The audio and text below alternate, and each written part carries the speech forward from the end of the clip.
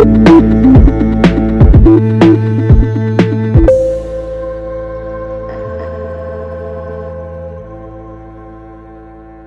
continuación, tenemos a un profesor y un gran amigo mío, el doctor Patricio Ortiz. El doctor es médico graduado de la Universidad Central del Ecuador, trabaja como médico tratante en cirugía en el Hospital Eugenio Espejo, es docente de la Universidad de las Américas UDLA, director de trasplante renal del Hospital Carlos Andrade Marín y director ejecutivo del INDOT.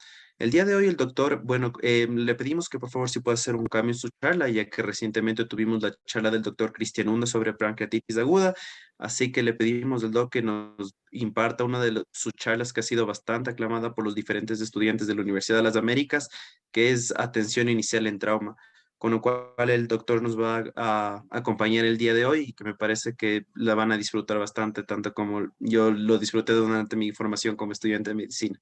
Muchas gracias, doctor Patricio Ortiz. Bueno, buenas tardes con todos. Es un gusto, Estefano, volvernos a encontrar y poder compartir estos momentos de docencia en la academia y agradecer a Coexpo por esta invitación a participar en este congreso. Bien, nosotros tenemos que pensar en un tema muy importante en este país por algunas cosas. La primera causa de muerte en nuestro país es el trauma, entre los 15 y los 45 años, convirtiéndose en la primera causa de pérdidas a vista, o sea, de años perdidos de vida productivos. Esto hace que en el año 2000 nosotros hicimos en el Eugenio Espejo un estudio donde vimos que el Ecuador genera una pérdida al PIB de $480,000 por los pacientes que fallecieron entre los 20 años con 12 años de escuela. Entonces, esto para nosotros es un tema muy importante y nos convirtió en que podamos inmediatamente nosotros acudir a instancias internacionales para poder traer acá al país este curso que se llama el Advanced Trauma Lab Support. Entonces, vimos que durante el tiempo que nosotros estábamos trabajando en estas unidades de trauma, como en el Eugenio Espejo, vimos viendo que hay una distribución trimodal del trauma, ¿no? Los que se mueren principalmente en el escenario, que son el 50% por trauma espinal alto, por ruptura de grandes vasos o por una laceración cerebral, que hay otro grupo que es del 30%, que es donde nosotros trabajamos en los hospitales para poder reanimarlas correctamente, y el tercero es que el que genera una mortalidad tardía más o menos del 20%, que son en los días o semanas por problemas de fallo multiorgánico principalmente. Bien, una de las cosas importantes que nosotros tenemos que aprender cuando estamos valorando un paciente politraumatizado, sea en el primer nivel o en el tercer nivel, es esto, ¿no? El tiempo. El tiempo entre la lesión y cuando tengamos que parar el sangrado mediante una técnica de compresión, una técnica de torniquete, una técnica quirúrgica, tiene que ser muy rápido. Esa es la primera circunstancia importante que nosotros hemos visto durante la hora dorada, ¿no? Y es una recomendación tipo grado 1A. Y cuando nosotros nos enfrentamos a los pacientes, tenemos que pensar que la velocidad con que le reanimamos será muy importante. La velocidad es importante. Si Perfecto, gracias. ya. Sí, ahí sí, Entonces, gracias. la vía aérea, cuando se compromete, mata más rápido que cuando hay un problema de la ventilación. Igual la velocidad que debemos ir cuando estamos trabajando con la B es la velocidad de un avión, porque el neumotórax a tensión, el neumotórax masivo, el taponamiento cardíaco, el tórax inestable con contusión pulmonar, puede generar más muerte que un paciente que viene con un sangrado que se le puede uno rápidamente comprimir o colocar un vendaje o ingresar inmediatamente a un salón de operaciones. Entonces, la velocidad con que atendamos al paciente en los primeros momentos es muy importante. Bien.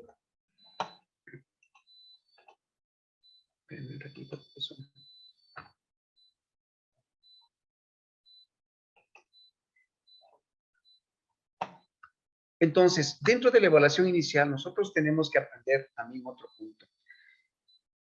Toda la revisión primaria y la reanimación de las funciones vitales tiene que ser trabajados en equipo. Todos unidos hacemos más. Si uno trabaja en la vía aérea, trabaja otro en la ventilación, trabaja otro en la circulación, trabaja otro en el déficit neurológico y otro calienta al paciente y expone al paciente. Se ha visto que esto genera una mayor velocidad de atención y consecuentemente el tiempo, como decía hace un momento, en el paciente politraumatizado es muy importante. La formación del equipo es extremadamente importante. Pero nosotros tenemos que ver que cuando tenemos este tipo de asuntos, en el 911 nos llama y tenemos que empezar a preparar. Y hay una interfaz entre el prehospitalario y el hospitalario que tenemos que tener muy en cuenta, ¿no? El transporte del paciente no siempre es necesario que vaya a un hospital que no tenga una acreditación en trauma. Siempre tiene que ir a un centro que esté acreditado para ser atendido por trauma o que tenga la historia en este país que sea acreditado en trauma, porque ningún hospital de este país tiene todavía la acreditación americana del Colegio Americano para ser un centro de trauma. Pero hay hospitales como los hospitales del Estado, como el Antonio Espejo, el Hospital del Sur, el Hospital del Norte, el Hospital Calderón, dentro de los públicos, de los privados, el Hospital Metropolitano, el Los Andes. Son hospitales que generalmente tienen ya un modelo de atención de trauma basados en este modelo que se llama el ATLS. La preparación del hospital es que llegue el paciente y yo ya tengo que tener listo al equipo, tener listo para todas las intervenciones para vía aérea, ventilación, circulación, déficit neurológico. Tengo que preparar el quirófano, preparar sala de operaciones, preparar a los intensivistas, preparar a los cirujanos, neurocirujanos, a los cirujanos vasculares, a los cirujanos abdominales, a los cirujanos ortopedistas, para que estén listos en el momento que llegue el paciente. Tengo que verificar todos los instrumentos que yo voy a utilizar, que si hay en el laringoscopio una buena luz, que tenga unos buenos vías, que haya lactato caliente, ¿no? Que tenga unos sitios, unos box donde yo pueda obtener rápidamente todo lo que necesito cuando el paciente ingresa a la sala de emergencia. Que también el hospital nos dote de una gran cantidad de elementos para protegernos, porque si es que no nos protegemos de estos elementos que pueden causar una lesión infectológica en nosotros, como es el VIH o la hepatitis B o C, pues es una catástrofe para cada uno de nosotros. Cuando manejamos trauma, siempre la bioseguridad es muy importante. Y el otro punto que tenemos que tomar en cuenta es la historia clínica. La anamnesis del trauma es la cinemática del trauma. ¿Cómo fue el accidente? ¿Fue choque frontal, lateral, derrape? ¿Fue volcamiento? ¿Cómo estuvo con cinturón, sin cinturón? ¿Cuánto fue la intrusión del panel? ¿Cómo estuvo el volante? ¿Estaba destruido el parabrisas? ¿Si estuvo con una ruptura radiada o hubo muertos dentro del accidente de tránsito? El tiempo que estuvo el paciente en el vehículo, cuánto tiempo fue extricado, cuánto tiempo fue trasladado desde la sala, desde el sitio del desastre hacia el hospital. Todas estas circunstancias son muy importantes que nosotros debemos tener en cuenta para poder hacer este tipo de intervención. Y vemos aquí, vean cómo la comunicación es importante. Ese interfaz entre el prehospitalario y el hospitalario es extremadamente importante que nos comuniquemos y luego trabajar ya en el hospitalario, como ustedes están viendo en esta diapositiva en la parte inferior derecha, donde ya los equipos se han conformado y tienen cada uno sus roles de trabajo. Bien, nosotros cuando ya estamos trasladándonos al paciente desde el medio prehospitalario al hospitalario, es que el plan tiene que funcionar. Como decía, el equipo, el personal, los servicios, las precauciones universales, los acuerdos de traslado son extremadamente útiles. Si yo en el hospital donde estoy trabajando no tengo un neurocirujano, tendré que enviarlo a un hospital que tenga neurocirujano. Si no tengo tomografía, igual. Si yo le atiendo en el nivel primario haciendo una reanimación de la vía aérea y veo que inmediatamente tengo que comunicarme con un centro que me pueda apoyar, no, eso es muy necesario. Y dentro de las precauciones universales siempre debemos tener esto, ¿no? El gorro, la bata, la mascarilla, los guantes, las botas y los lentes protectores. Por este problema que siempre debemos pensar que hasta que no se demuestre lo contrario, el paciente viene contaminado, ¿no? Bien. El otro punto es que nosotros tengamos que hacer una selección de los pacientes de acuerdo a la capacidad de sobrevivencia y a las prioridades de manejo en el ABCDE. Así podemos tener que tenemos personas de múltiples que vienen lesionados múltiples, ¿no? O personas que vienen lesionadas en masa. Entonces, todo va a depender de que nosotros tengamos una adecuada recepción y un adecuado criterios de el momento en que llega un paciente con características de rojo o características de amarillo o características de verde o características de rojo, poderle tipificar para que en cada nicho donde estamos trabajando en la emergencia o coloquemos talento humano para que puedan trabajar correctamente con cada uno de estos pacientes. Bien, si ya llega el paciente a la unidad de shock trauma, lo primero que tenemos que hacer es preguntarle, me identifico como quién soy y le pregunto al paciente cómo se llama o qué le pasó. Si es que me contesta, pues prácticamente yo estaré pensando que la vía aérea está completamente buena, que hay aire suficiente para que le permita hablar al paciente y que el sensorio es claro. Y de esta manera no hay respuesta que pueda, si no hay respuesta cuando estamos valorando en la sala de emergencia, pues inmediatamente empezamos a la revisión primaria. ¿Qué es la revisión primaria? Sí. Disculpe, creo que no estamos viendo bien sus diapos, ¿no? Tal vez nos puede ayudar volviendo a compartir. A ver, espérenme un ratito. Gracias. Perfecto. Creo que sí. Ahí sí se ve. ¿En cuál diapo está tal vez? Bien, esta es la diapositiva 13. Ya, perfecto. Sí, estamos. Gracias, doctor.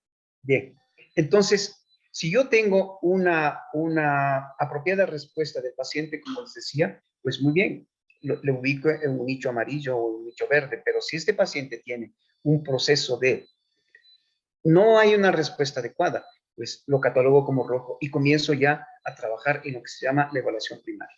¿Qué significa esto? Donde en la revisión primaria, todas las personas, desde un niño hasta un anciano, tienen las mismas prioridades de manejo, el ABCDE, ¿no? Entonces, ¿cuáles son estas? Control de la vía aérea y columna cervical, importante. El 5% de los pacientes que no se manejen correctamente con una protección de la columna cervical pierden su neurología, se convierten en cuadripléjicos o parapléjicos. El siguiente punto, la ventilación y mantener una adecuada respiración.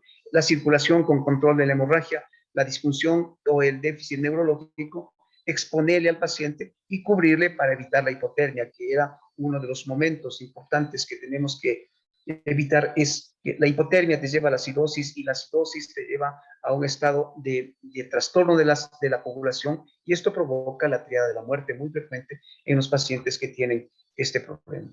Hay que tener algunas consideraciones especiales. Trauma en adulto mayor. Ellos tienen un 50% menos de receptores para las catecolaminas, de tal manera que ellos tienen, cuando estamos reanimándoles, tenemos que ser muy agresivos en la reanimación.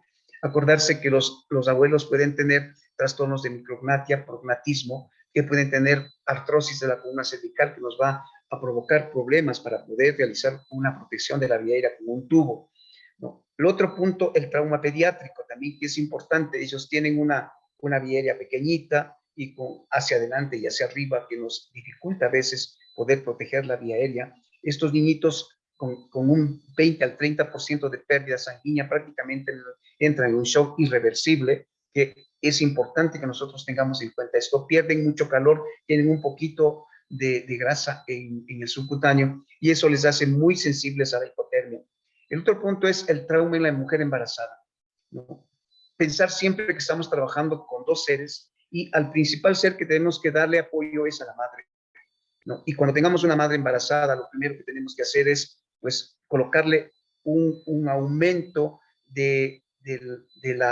o un viraje del cuerpo hacia el lado izquierdo, colocándole más o menos una altura de 12 centímetros para trasladar el útero hacia el lado izquierdo y que se pueda, esos 1500 centímetros cúbicos que tienen muchas veces las madres en la pelvis, pueda, pues, como una autotransfusión inmediata, subir al sistema y mejorar la precarga en las madres. Y esto evita la muerte inmediata para el feto. Como ustedes saben, si disminuye la presión arterial media, disminuye la presión arterial media de la placenta, esto genera un problema de sufrimiento fetal agudo y muerte del niño intraútero. Bien. Si yo tengo un paciente como este de 38 años de edad que pierde el control y colisiona contra una valla y tiene evidentemente, como ustedes ven, trauma facial, huele a alcohol, está beligerante en la escena, lo que significa que está hipoxémico y tiene una oximetría de pulso comprobada de un 85%, pues ustedes van a ver que este paciente necesita lo siguiente. Y así es lo como debemos evaluarlo. Primero, tiene una deformidad facial, tiene gorgorismos, tiene estridor, la ventilación está rápida, el murmullo vesicular está presente, no hay hemorragia externa, pero vean, tiene pulso radial rápido y débil, piel fría y sudorosa, que son los primeros signos del shock. Tiene Glasgow 14 y está ansioso, otro signo de shock. ¿No? Equimosis en el abdomen, deformidad en el muslo derecho. Tiene una frecuencia respiratoria de 32 con 120 de pulso, 110-80 de presión arterial. Ustedes van a decir, pero la presión arterial pues está normal, casi normal, ¿no? Pero ¿cómo es eso que está con el pulso rápido, débil, piel fría, sudorosa y está ansioso? Sí, doctores, lo primero que tenemos que ver en el paciente cuando viene a nuestra consulta no es la presión arterial, sino verificar todos los signos de respuesta simpática, esto es piel fría, sudorosa, piroerección. Vamos a ver luego que se altera la frecuencia cardíaca, luego se altera la frecuencia respiratoria, luego se altera la diuresis y luego el sensorio. Entonces, estos datos son los primarios que debemos evaluar cuando tenemos un paciente con politrauma que llega a la emergencia y que estamos sospechando una pérdida sanguínea. Pero tiene oximetría de pulso de 85% y vemos que tiene una deformación facial con gorgorismo y estridor. Esto nos indica que debemos nosotros proteger rápidamente al paciente para evitar un problema en la vía aérea. Entonces, ¿está este paciente con un problema en la vía aérea? Sí. ¿Por qué? Porque tiene gorgorismos, tiene estridor y una deformidad facial, que posiblemente la única vía que podamos obtener para poderle manejar esta vía es una cricotiroidectomía por punción o quirúrgica por emergencia. Entonces, en la vía aérea lo que tenemos que hacer es controlar el control cervical, que es importante, y asumir una lesión en el cuello cuando yo tenga un paciente politraumatizado que venga con Glasgow menos de 8 y que tenga un trauma contuso por encima de las clavículas, o que verifiquemos en el paciente que tenga cuerpos extraños, que tenga prótesis dentales. Esto nos tiene que alarmar inmediatamente para nosotros limpiar la vía aérea y dejarle totalmente despejada. Bien, en la revisión primaria nosotros tenemos que establecer el punto importante que debemos tener una vía aérea permeable, proteger la columna cervical, pero pueden existir peligros. Por ejemplo, que no haya probado yo si es que existe o no existe una luz en el laringoscopio, que yo no haya aprendido a intubar correctamente, o que tenga una lesión oculta de la vía aérea, una lesión de la laringe que no me di cuenta, ¿no? O que tenga una pérdida progresiva de la vía aérea en un paciente que viene quemado, por ejemplo, que viene conversando bien, pero dentro de media hora y una hora que está en la emergencia comienza a sentir, perdón, que se fue la luz un ratito.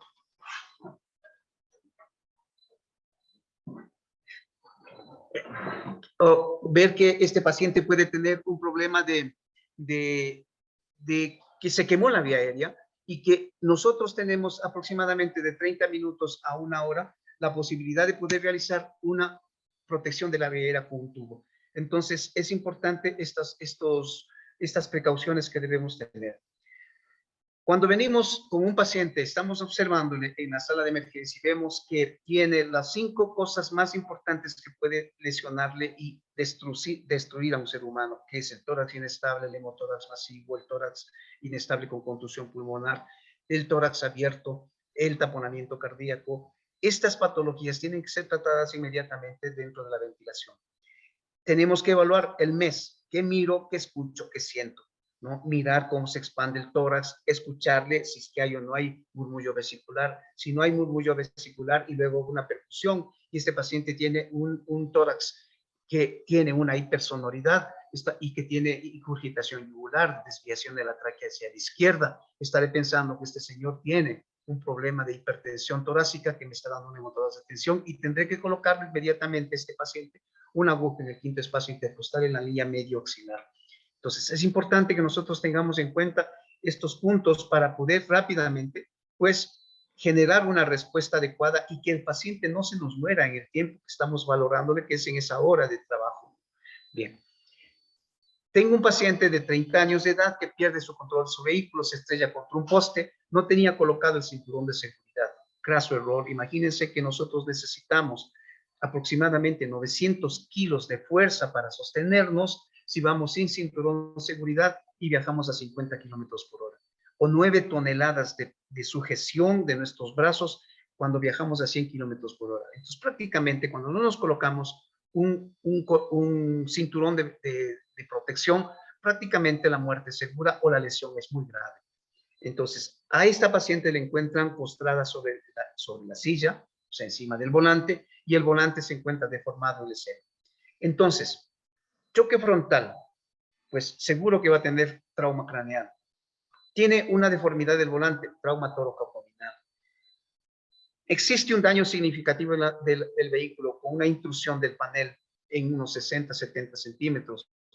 Puede haber fractura del calcáneo, fractura, luxación de la rodilla o fractura, luxación de la cadera. Vean, solamente con estos datos que estoy citando, yo ya estoy pensando que el paciente tiene un manejo de características rojas y tengo que mantener al hospital en alerta roja por muchísima gente que tiene que trabajar. Aquí tendrá que venir el neurocirujano, el cardiotorácico, el cirujano general, el ortopedista, banco de sangre, terapia intensiva, imagen, rayos X. Tendrá que estar listo sala de operaciones. Entonces, en este punto, le valora al paciente la A, está permeable, la B, rápida y está con un murmullo vesicular presente. No hay hemorragia externa, pero vean, el pulso rápido está débil, está fría la piel y está sudoroso. Signos iniciales del sistema nervioso simpático. Glasgow 14, pero está ansiosa. Ya existe un problema de hipoxemia. No existe quimosis en el abdomen. Ya sabemos que hay un problema en el abdomen, que es el probable foco de inicio de una pérdida sanguínea y también una deformidad en el muslo derecho. 2 litros de sangre almacena aproximadamente el fémur. Entonces, vean, solamente con la cinemática y con el examen físico, yo ya puedo decidir una conducta. 112/82 de presión arterial. Y uno dice, no, pues la presión está bien. Pero vean, los signos iniciales de shock son los que debemos tener en cuenta cuando estamos valorando a un paciente. Pulso rápido débil, piel fría, sudorosa, carne de gallina, taquicardia, taquimia, pérdida del volumen urinario y el paciente comienza a tener ansiedad, ¿no? Este paciente tiene shock, sí, tiene shock, a pesar de que la presión, vean, no se ha alterado mucho. ¿Qué evaluamos en la perfusión orgánica? Nivel de conciencia, el color y temperatura de la piel y la característica del pulso. Acuérdense que el gasto cardíaco es igual al volumen sistólico por la frecuencia cardíaca y el volumen sistólico es igual a la precarga, a la contracción y a la resistencia periférica. Si yo tengo una disminución de la precarga, eso significa que el sistema de capacitancia, o sea, la pérdida de volemia, es muy importante. Entonces, tengo que parar ese orificio, esa herida, para yo aumentar la capacitancia, o sea, a través de la inyección de líquidos calientes, principalmente el tipo lactato. No, bien. Nosotros hemos visto que ha cambiado un poco el hecho de que cómo debemos actuar con los pacientes. Administrar 1 litro de cristaloides, sí, antes decíamos 2 litros o más, pero hoy vemos que el uso de esta estrategia de un reemplazo o de una hidratación por objetivos en el shock es lo que debe hacerse. Pero lo más importante en el paciente en C tenemos que pensar que es el parar el sangrado. Stop the bleeding. Eso es lo más importante en el shock. Y la hidratación luego, porque cuando yo no tengo una llave abierta, por más líquidos que le esté enviando, lo que voy a generar en el paciente es una hemodilución de los factores de coagulación, de las plaquetas, y esto me va a generar un problema de lo que se llama la coagulopatía del trauma. Entonces, por eso es de que se cambió totalmente las guías para el manejo de los pacientes en shock con la reanimación con líquidos. Entonces, tengo que parar el sangrado, líquidos desde el escenario, manejo quirúrgico rápido, urgente, si está eviscerado, sala de operaciones y reanimación normovolémica. ¿Qué significa esto? Que si yo pierdo 2 litros, por ejemplo, de sangre, porque veo que la presión arterial está alterada y el pulso radial está en 130, estoy en un shock tipo 3, 2 litros de sangre de pérdida, esto significa que antes los fisiólogos decían que nosotros tenemos que reanimar en una proporción 3:1 o 4:1. Esto significaba 6 litros de solución salina o de lactato para reanimar estos 2 litros, pero actualmente cambió totalmente las circunstancias. Manejamos con sangre y cristaloides. porque un centímetro cúbico de cristaloides más un centímetro cúbico de sangre se hacen 2 centímetros. De tal manera que si yo pongo 1 litro de sangre y 1 litro de solución salina o lactato de Rinker, pues estoy introduciendo la pérdida de shock 3. Inmediatamente, pues ingreso al salón de operaciones o le vendo o hago un torniquete temporal para parar el sangrado. El tratamiento de shock, doctores, es parar el sangrado y luego reanimar con líquidos. Bien, entonces, controlo la hemorragia, restauro el volumen, revalúo los parámetros y peligros. El adulto mayor, muchos líquidos. Niños, rápidamente. El atleta, puede venir el Jefferson Pérez a una unidad de emergencia y viene con 80 de frecuencia cardíaca, está en shock, porque ellos manejan 50, 40, máximo 60 de frecuencia cardíaca. Si este paciente viene con 80 de frecuencia cardíaca, está en shock. Un atleta. Medicamentos que estén tomando beta bloqueantes o que estén tomando pacientes con diuréticos, ¿no? Bloqueadores del calcio, van a alterar notablemente la respuesta hemodinámica a la reanimación de los líquidos.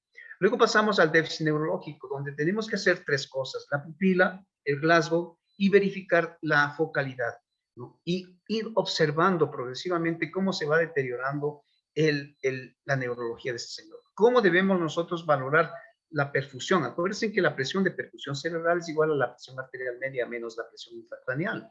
Esto normalmente es 83. Pero si yo tengo un paciente que viene en shock y cae la presión arterial media y cae o aumenta la presión intracraneal por un golpe en la cabeza, esto me va a generar una disminución de la presión de perfusión cerebral y esto me complica al paciente generando un déficit neurológico y cada vez va cayendo más el rasgo en estos pacientes. Entonces tenemos que ser muy cuidadosos en las valoraciones frecuentes de estos pacientes. Abra los ojos, levante la mano, ¿cómo se llama?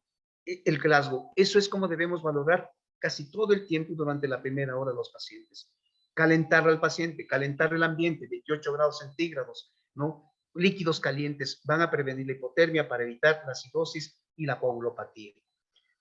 Bien, entonces, si ya hacemos esto, pues lo primero es, si vemos que hay un problema de un Glasgow menos de 8, protegemos la vía aérea con un tubo. Si tenemos un problema de ventilación con un neumotórax de tensión, tubo, quiero decir, una aguja en el quinto espacio intercostal, luego un tubo y oxigenación 15 litros por minuto con una máscara con reservorio, si es que el paciente no ha sido protegido la vía aérea con un tubo. Parar el sangrado y terapia agresiva con shock, catéter vesical y sonda nasogástrica para poder medir una cosa importante. El catéter vesical es súper importante siempre y cuando este paciente no tenga sangre en el meato, no tenga un problema de que exista al tacto rectal, no se toque la próstata, o tenga un hematoma perineal o hematoma suprapúbico que nos está indicando de que puede haber una lesión de la uretra, el catéter vesical se convierte en uno de los indicadores más importantes de la perfusión. Acuérdense que la presión de perfusión renal es de 50 milímetros de mercurio. Si cae la presión arterial media, cae la presión de perfusión renal. De tal manera que si cae más la presión arterial media, cae la diuresis y se convierte en un sensor de nuestra reanimación. Mientras mejor lo estamos hidratando al paciente, este va a orinar de mejor manera y proteger la hipotermia, como habíamos dicho. Hay adjuntos de la revisión primaria que son medir continuamente los signos vitales, hacer el Glasgow permanente, ¿no? Perdón un ratito, pues. ¿No? Tenemos que hacer una gasometría arterial de tal manera que nosotros podamos medir cómo estamos llevando a cabo nuestra oxigenación en el paciente, ¿no? El catéter urinario que habíamos visto para medir el gas es una circunstancia muy especial para nosotros poder manejar adecuadamente la cantidad de líquidos que tenemos que reanimar al paciente. ¿Cómo podemos nosotros manejar adecuadamente la vía aérea? Con una oximetría de pulso y con una colorimetría indirecta, que eso es también condiciones muy importantes. La radiografía de tórax, la pelvis, el lavado peritoneal y el FAS son anexos de la revisión primaria que tenemos que utilizarlos bien en estos pacientes, ¿no? Bien.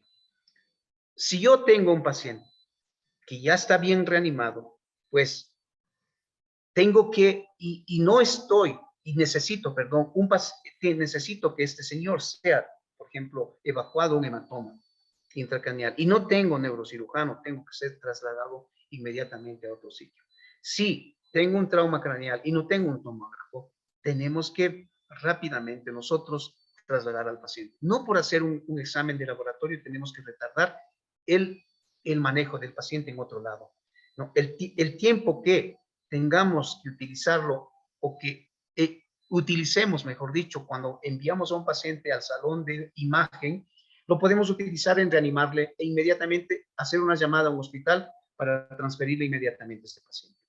Si estos pacientes llegan a un estado donde yo ya tengo que terminado la revisión primaria, le he reanimado de tal manera que lo llevo a un estado hemodinámicamente normal, pues paso a la evaluación secundaria, donde consta de algunas cosas. El examen físico de cabeza a pies, tubos y dedos en cada uno de los orificios, el examen neurológico completo, pruebas diagnósticas especiales y la reevaluación. Siempre cuando empezamos la reevaluación secundaria, tenemos que hacer la historia, ¿no? De alergias, medicamentos, enfermedades previas o enfermedades que son crónicas, si ha estado o no ha estado tomando este paciente y cómo fue el escenario donde generó este tipo de problemas. El mecanismo de la lesión, como les decía, es muy importante.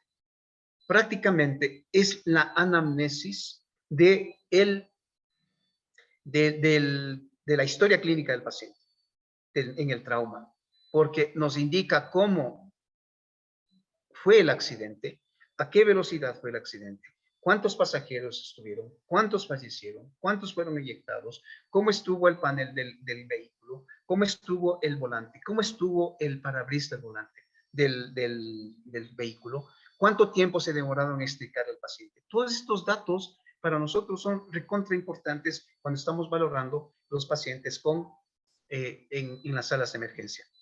Y si nosotros ya empezamos, pues en la cabeza lo que vamos a evaluar es, vamos a valorar el tema de que nosotros tenemos la cabeza, miramos y vemos que no haya alguna lesión. Vamos a mirar si no hay otorraquia, si no hay rinorraquia, verificar si no hay fracturas en el macizo facial que me esté indicando un proceso de una lesión del EFOR. Lesiones en el cuello, ¿no? Mirar, explorar y palpar los pulsos, es importante. El collarín cervical, manejarlo con dos personas para proteger la columna cervical mientras se explora la columna cervical, que no haya un problema todavía, que podamos pensar de que hay una lesión en la columna. Bien, luego pasamos al tórax, ¿no? Porque la evaluación secundaria no es más que el examen físico que aprendimos en la universidad. En el trauma, la evaluación primaria, como habrán visto, es mirar un problema y tratarlo. Así es el tema en el trauma. Cuando llegamos a la evaluación secundaria, empezamos a hacer la valoración ya semiológica de la inspección, palpación, percusión en el tórax, inspección, palpación, percusión en el abdomen, inspección, verificación del pulso y temperatura en los miembros inferiores. Si ya llegamos a todo este espectro, pues vemos que el paciente está en condiciones fisiológicas normales, pues estos momentos son los más importantes que debemos tomar en cuenta ya o para trasladarlo al paciente o para mantenerlo dentro de la institución, sea en una sala de cirugía, sala de ortopedia, o si el paciente tiene algún problema que necesite un control, por ejemplo, por un deterioro de la hemodinamia por una falla en la coagulación, a los servicios de medicina interna. Pero lo más importante que nosotros tenemos que pensar cuando llegamos ya a valoración completa del paciente con trauma es dónde le vamos a transferir si es que nuestra institución no tiene la posibilidad de atenderlo. Entonces, los nexos de comunicación interhospitalario son súper importantes que debemos tenerlo. El otro punto importante es que el trauma tiene algunos aspectos. Uno es este aspecto prehospitalario, ¿no? Tenemos que llevarlo a cabo de una manera correcta y con una comunicación con el hospitalario. El hospitalario debe estar bien conformado los equipos para el manejo de trauma, ¿no? Tener una buena unidad de cuidados intensivos y la cuarta parte de la cadena del trabajo en el trauma es la rehabilitación. Y de esta manera nosotros podemos obtener que los pacientes puedan, pues prácticamente, egresar del hospital con salud y con una buena perspectiva de vida. Esto es lo que les podría comentar de lo que es la evaluación primaria, estimados colegas. Si hay alguna pregunta, pues estoy a la orden. Muchas gracias, doctor Ortiz, por su presentación. Como siempre, bastante completa y bastante práctica, sobre todo qué es lo que tenemos que hacer con respecto al manejo inicial de trauma. Hay ciertas cosas que a veces se nos pasan de largo y yo lo confirmo desde que tuve sus clases hasta que estuve en la rural. Realmente tuve un accidente, bueno, justamente tuve un paciente que me justamente me acordé de todo el ABCD y me sirvió bastante. Sin embargo, vi que las últimas guías también el PHTLS ahora considera el X como exsanguinación. Tal vez nos podría comentar un poquito qué considera bueno, su opinión al respecto de si es que considera que primero deberíamos tratar eso. Tratar primero que, Estefano, disculpa, se entrecortó. La exsanguinación, que sería primero las hemorragias masivas y antes de poder controlar, bueno, el resto, por decir, porque es lo que bueno, creo que publicaron en el 2020, que tratemos de, si no estoy mal, perdón, la exsanguinación primero y después nos enfoquemos en el ABCD de trauma, o tal vez de... Ujú. Bueno, cuando viene un paciente muy politraumatizado en un hospital, el equipo, como decía, es el que debe tratarlo, ¿no?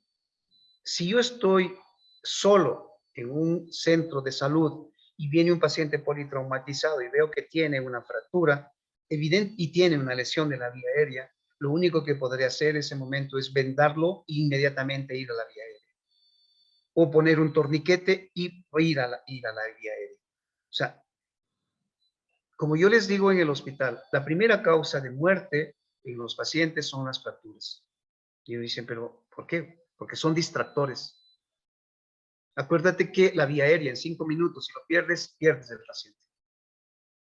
El paciente puede, con un sangrado, excepto que tenga una lesión grave, por ejemplo, de pelvis, es irremediable que tiene que estar en un hospital porque si no se muere.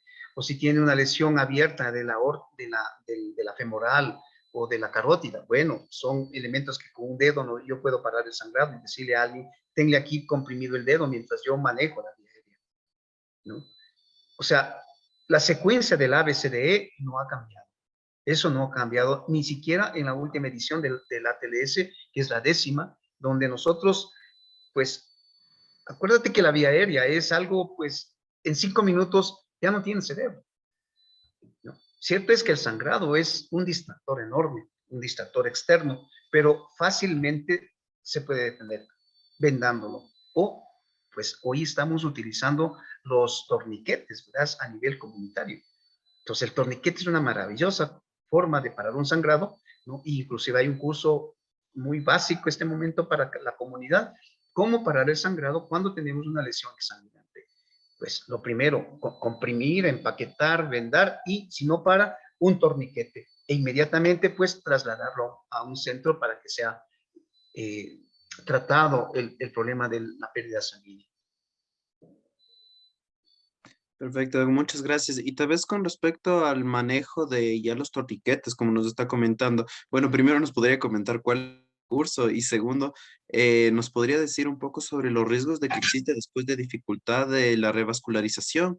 Tal vez, porque entiendo, justo habíamos recibido una charla anteriormente de isquemia arterial aguda, en las que nos comentaban que, bueno, también existe el riesgo, sobre todo cuando ya se liberan excesivamente los factores que eventualmente, como, bueno, entre el óxido nítrico, otros, que pueden, sobre todo, evitar si es que no se hace un relicuado manejo de torniquetes. Tal vez nos podría comentar un poquito más al respecto de esto. Bueno, en los Estados Unidos, el Colegio Americano de Cirujanos está desplegando y ha hecho ya un trabajo casi en 100 millones de americanos que han recibido este curso, que es un curso completamente sencillo para evitar la muerte de los pacientes. Se ha visto que los pacientes que no son atendidos correctamente en el momento de una examinación en un escenario de tipo público, ¿no? Si tú no paras el sangrado inmediatamente, se mueren casi el 65% hasta trasladarlos al hospital. Entonces, lo que se vio es que maniobras sociales, y una maniobra muy sencilla que puede hacer es, pues, taponar la zona de la herida y vendarlo con lo que encuentres ese momento, ¿no? Pero si tienes tú en un hospital o tienes un equipo estéril, puedes hacerlo con unas gasas, con unas vendas, pero si ya los paramédicos están entrenados en este momento en utilizar un torniquete que ya viene censado y se utiliza ya en los hospitales y en el lado prehospitalario, que si no para con el vendaje, ¿no? Si no para con la compresión, ¿no? Con el packing, o sea, con el empaquetamiento, pues podemos mantenerlo, ¿no? Por tiempos, 30 minutos, y zafamos. 30 minutos y zafamos hasta llegar al sitio donde podamos nosotros, pues, obtener una ayuda y que pueda ser el paciente, pues, atendido correctamente. Perfecto, Doc, muchas gracias. Y por último, una pregunta que también me parece importante. Dentro del manejo de la vía aérea, usted nos había, bueno, nos comenta que sobre todo existen diferentes opciones, la mascarilla laringia, después del tubo endotraqueal. Tal vez nos podría comentar cuándo, bueno, claro que tenemos que verificar la oxigenación y tendremos que ayudarnos de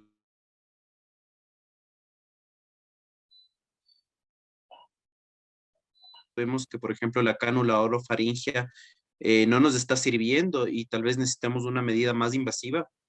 Bien, cuando tenemos una vía aérea, lo primero que tenemos que hacer es, o sea, abrir la vía aérea. Si primero si miro que hay un trastorno maxilofacial, ya sé que tengo que hacer una crico. Escucho, hay estridor, ya sé que la lengua está obstruyendo la glotis, tendré que maniobras manuales, elevación del mentón, elevar la mandíbula, colocar una cánula orofaringia y el BBM.